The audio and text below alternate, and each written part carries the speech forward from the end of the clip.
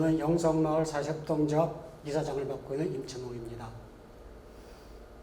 마을 활동한다는 거 어떤 의미에서는 좋은 의미고 어떤 의미에서는 나쁜 소리 많이 듣는 또 안 좋은 일일 수도 있어요. 선생님들이 생각하는 살기 좋은 마을 어떤 마을인가요?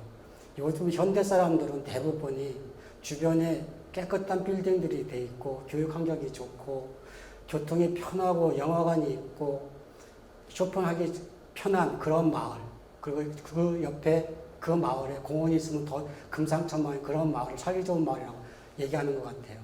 근데 저희가 생각하는, 저희 마을 공동체에서 생각하는 그런 마을은 이런 거예요. 내가 친구가 보고 싶을 때 언제든지 갈 수 있는 거. 그리고 배가 고플 때 너는 누구를 만나서 밥 한 끼 같이 먹을 수 있는 거. 내가 외로울 때 나를 보듬어 줄 수 있는 그런 거. 내가 술이 고플 때 누구든지 불러서 술 한잔 할 수 있는 그런 편한 거. 언제든지 맨발로 스리퍼를 신고 편하게 걸을 수 있는 그런 마을이길 바랍니다. 근데 요즘 살기 좋은 마을이라고 합니다. 서로. 근데 아파트 단지들 보면 깨끗하고 좋습니다. 공원도 잘 돼 있고 숲도 잘 조성돼 있고. 근데 이웃 간에 층간소음 다툼 많이 있고요. 이웃 간에 단절돼 있고요. 그런 것들이 대부분 아파트 생활 아닌가요? 주변에 매스미디어나 이런 데서 보면 그런 문제들이 굉장히 많은 것 같습니다. 예전에 저희들이 어렸을 때 살 때에는 그 옆집에 숟가락이 몇 개인지, 그 옆집에 살림 규모가 어떻게 되는지 그런 걸 대부분 다 알았거든요. 지금 그거 아는 것 자체가 프라이버시 침해라고 그래갖고 문제가 되잖아요.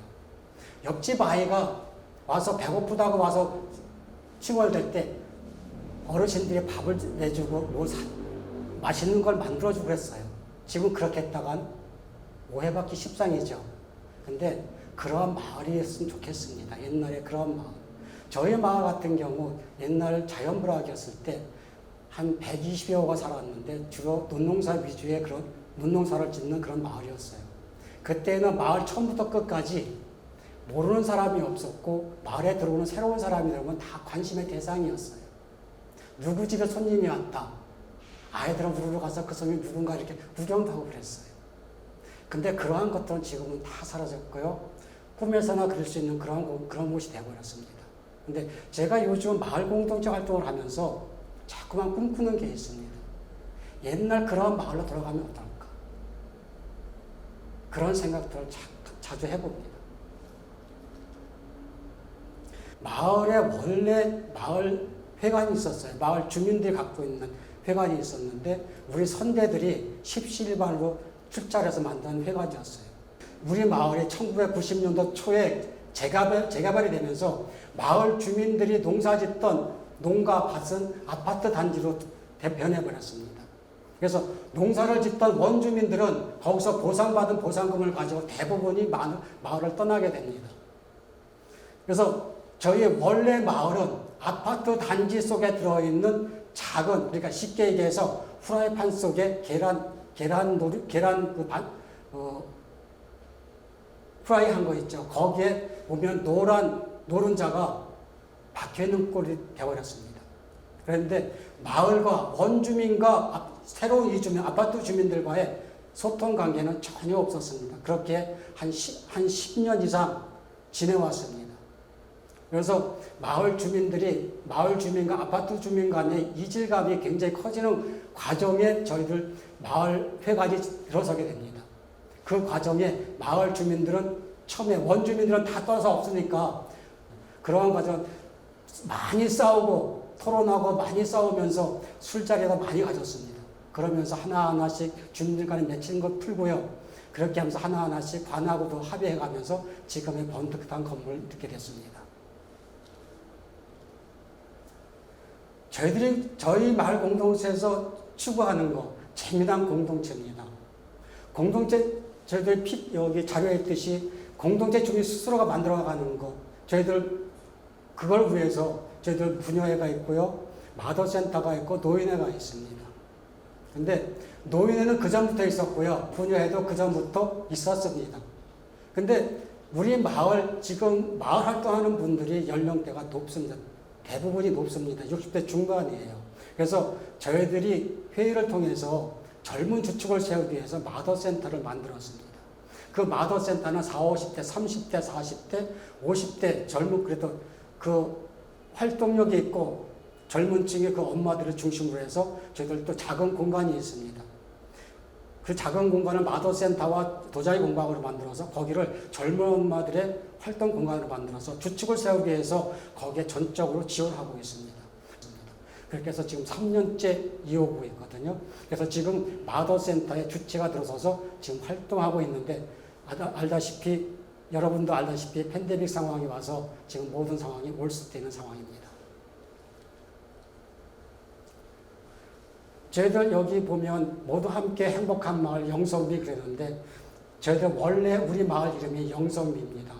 옛날에 이 마을이 개발되기 이전에 그 이전에 옛날 100여 년 전으로 돌아간다 그러면 이 동네는 갯벌이었, 원 동네 요 외에는 갯벌이었습니다. 한강을 통해 인천 앞바다 물이 한강을 통해서 김포를 통해서 이 마을까지 바닷물이 들어오던 그런 동네였습니다. 그런 동네가 일제시대 때 간척 사업을 해서 평야지대가 됩니다. 그래서 평야지대가 됐는데 그 영성리의 밑자는 물이 질펀할 밑자입니다. 여기에 물이 많은 동네예요. 그래서 이 개발되기 전에는 큰 비만 오면 여기 홍수되던 동네예요. 이 동네를 비롯해서 저 김포까지 여기 상동 부천까지 다 물 차던 동네인데 그 개발로 인해서 지금은 그러한 홍수 피해는 없습니다. 그래서 이 동네가 영성리, 물이 많던 동네예요. 저희들이 하는 활동을 소개해 드릴게요.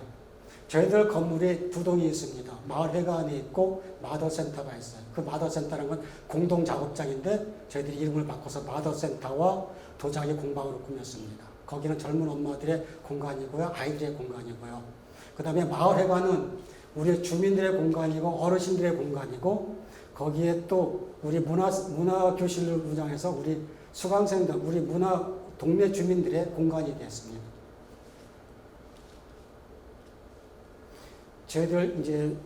저희들 마을이 운영되는 기본 주체는 마을 주민이거든요. 한 달에 10,000원씩 후원하는 후원이 2019년 말 현재 150명이었습니다.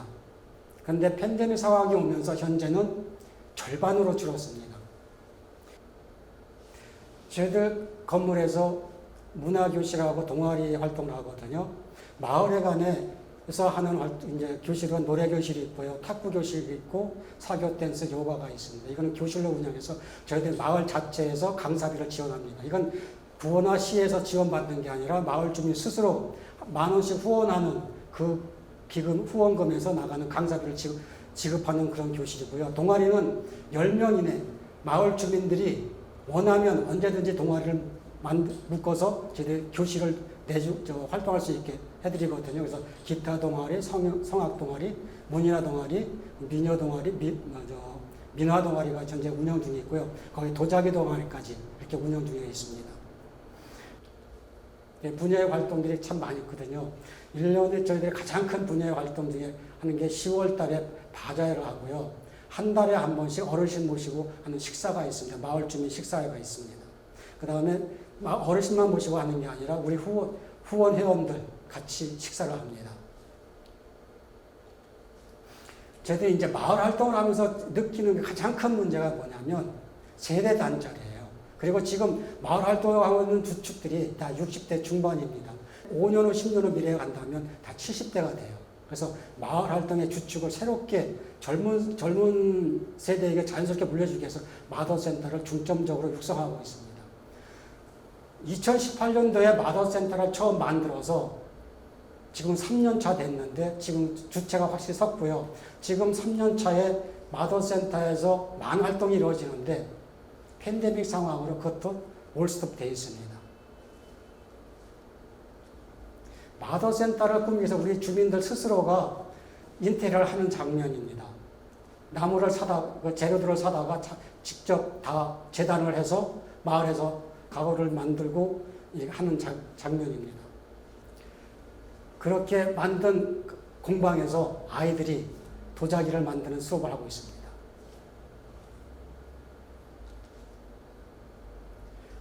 저희들 마을에 간 1층은 노인의 공간이고 그 다음에 우리 작은 북카페가 있거든요. 그러니까 1층의 주 공간은 노인의 공간입니다. 이렇게 노인분들 노인 교실도 하고요. 저희들과 같이 한 달에 한 번씩 식사도 하고 이제 그 문화 교실도 열고요. 2019년대에는 이러한 활동들에서 어른들신들 모시고 같이 식사하는 거 했고요. 실버 영화제 했고요. 그 다음에 마을 발전에 이사진 참여도 노인회에서 총무님이 들어오셨고, 그 다음에 마을 봉사활동들을 노인회에서 하고 있습니다. 주민 모두 행복한 마을, 저희 공간을 많은 분들이 영리 목적으로 요구하는 경우도 많아요. 근데 영리 목적으로 대여를 전혀 대관을 안 해주고요. 우리는 정말로 필요한 그런 영리 목적이 아닌 마을을 위해서 하는 활동이라 장애우들이 있어요. 쉽게 얘기해서 자폐우들 있죠. 자폐우 장애우들이 10여 명이 마을에 와서 활동합니다. 일주일에 한 번씩 그 성인 자폐우들이거든요. 고등학교를 졸업하고 갈 데 없는, 모일 곳이 없는 그런 자폐우들이, 성인된 자폐우들이 10여 명, 보호자까지 20여 명이 해서 일주일에 한 번씩 마을에서 활동하고 있습니다. 그리고 저희들 마을에 가장 이제 중점적으로 하는 거, 뭔가 조금 더 마을 사람들이 행복하고 많은 분들이 참여할 수 있겠는데 아직까지는 젊은 친구들의 참여율이 이제 좀 부족합니다. 젊은 친구들 참여하면 저희들 마을 활동은 잊어버려도 될 것 같습니다. 저희들 과제입니다. 저희들 문화교실을 하는 장면이고요. 바자회 하는 장면이고요. 이런 거 이제 저희들 이제 이렇게 활동한 것들 대충 있고요. 건물이 다 안 된 상태에서 바닥만 돼 있고 그런 상태에서 저희들이 마을 총회를 했습니다. 마을 총회를 하면서 이제 건물에 대한 거, 구청과의 관계 이런 것들 정상 이제 그때 조합도 결성하기로 하고 그때 마을 주민들의 총회에서 이제 추인을 받았습니다. 그래서 이제 저희들이 협동조합을 2018년도에 출발을 시킵니다. 협동조합에 이제 하는데 처음에 10명이 출발해서 지금은 협동조합 이사진이 20명까지 늘었습니다. 그전 이제 협동조합에서 지금 2020년 초에 제가 이제 건물을 부평구청하고 수의계약을 하기 위해서 수의계약을 해서 협동조합이 아닌 사회적 협동조합으로 전환을 하게 됩니다. 영성 두레마을 사회적 협동조합이거든요. 그렇게 해서 지금 사회적 협동조합으로 개편이 되어 있고요. 저희들 모든 결정은 작은 결정은 이사에서 하지만 큰 결정은 1년에 2번 마을 주민 총회를 합니다. 여름에 한 번, 겨울에 한 번. 그래서 그 큰 사항은 총회에서 결정하고요. 작은 운영에 대한 것들은 마을 이사회에서 결정을 하게 됩니다. 처음에 이사진 출발해서 마을 조합원들 이렇게 이제 CMS 후원을 받기 시작하면서 처음에 50명, 70명, 90명에서 한 150명까지 갔다가 현재는 절반으로 줄었습니다. 지금 이제 마을 문화 강습도 한 250명 이렇게 하다가 지금은 모든 게 다 샷다운 됐고요. 지금은 그러지만 나중에도 젊은 엄마들 그 공동체가 무너지면 안 되니까 지금은 저희들이 그러한 동아리 활동할 수 있는 거, 문화교실 그 재료들을 각자 집으로 보내서 집에서도 활동해서 그거 이제 도자기 같은 거 집에서 흙으로 빚은 걸 갖다가 이제 건조한 걸 갖고 오면 이제 도자기 구워서 이렇게 주기도 하고 지금 그러고 있습니다. 저희들이 이제 협동조합하고 이렇게 하면서 매달 이제 이게 저희들 쓰는 돈, 들어온 돈, 나가는 돈 이렇게 하는데 아마추어다 보니까 회계에 대해서 이렇게 선명치가 못해요. 저희들 나름대로 열심히 한다고 했는데 잘 안 돼서 이번에 이제 사회적 협동조합을 바꾸면서 이제 회계사, 저희들 마을을 담당하는 회계사를 지정을 했고요.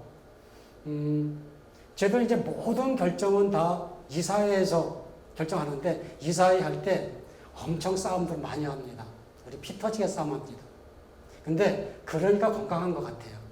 싸우지 않는 공동체 보니까 얼마 못 가더라고요. 저희들 정말 싸움 많이 하거든요. 싸우고 나서 바로 또 술자리 갔습니다. 그렇게 하다 보니까 공동체의 그 이사진들의 단결력은 굉장히 끈끈합니다. 회의할 때 반대 없는 회의하는 공동체 존재하는 건 못 봤습니다. 저희처럼 싸우고 지지고 볶고 싸우면 건강하게 나가더라고요. 저도 인천에 6개 마을이 모여서 자연불학 6개 마을이 모여서 공동체를 합니다. 6개 마을이 모여서 이제 인천시하고 대화를 하는데 22일 날 이제 6개 마을 대표들하고 인천시하고 해서 간담회를 갔습니다. 마을 주민들이, 마을 활동하는 주민들이 똘똘 뭉치면 참 재미있고 모든 걸 다 할 수 있어요. 근데 그러기까지 과정이 굉장히 힘들어요. 쉽지는 않습니다. 싸움 많이 하셔야 돼요. 술 많이 드셔야 돼요. 그러면 좋아져요. 내내 하는 공동체 유지되는 건 못 봤습니다. 2, 3년 가면 무너지더라고요. 싸움하십시오. 지지볶고 싸우시면 운영돼요. 살아있습니다. 건강하게 살아있습니다. 저는 여러 선생님들한테 내내 하는 회의 하지 말라고 저한테 당부드리고 있습니다. 빨리 가지 마세요. 빨리 가면 취하고 빨리 가면 넘어집니다. 천천히 느릿느릿 주변 다 구경하면서 그렇게 가자고요. 그러하면 공동체 건강하게 살아있습니다. 근데 똑같아요. 저도 이사진들 회의할 때도 그래요. 싸움 많이 합니다. 그 싸움하는 이유가 다른 게 아니거든요. 사심을 채우자고 하는 게 아니거든요. 마을을 위해서 자기 열정이 있으니까 싸우는 거예요. 싸움 많이 하십시오. 열정이 있는 회의는 싸움 많이 합니다. 그래야 술을 마시잖아요. 술 많이 마십시오. 핑계거리 만들고요. 그리고 또 회의하고 또 싸우고. 내내 하는 회의들 보면요. 대부분이 뭔가를 얻기를 원하는 회의들은 그렇게 하더라고요. 근데 그런 회의를 하는 공동체 보면요. 오래 가지 않더라고요. 하다못해 침묵해도 그래요. 회장 총무가 하자는 대로 가는 침묵회는 오래 가지 못하고 깨지더라고요. 근데 그 침묵회 열이 있는 친구들이 나서서 핏대 올리는 침묵회는 오래 가더라고요. 제 경험은 그런 것 같아요. 여러분 공동체도 많이 싸우길 바랍니다. 그래야 또 술 한잔 하면서 돈독해지죠. 여러분 마을이 좀 더 활기차려면 여러분들이 싸우는 횟수가 많아지고 그 덕분에 핑계대고 술 마시는 횟수가 많아지면 여러분 공동체는 굉장히 활력 있고 재밌을 겁니다. 저희들 버벅거리면서 하는 제 강의 들으셔서 감사합니다. 감사합니다.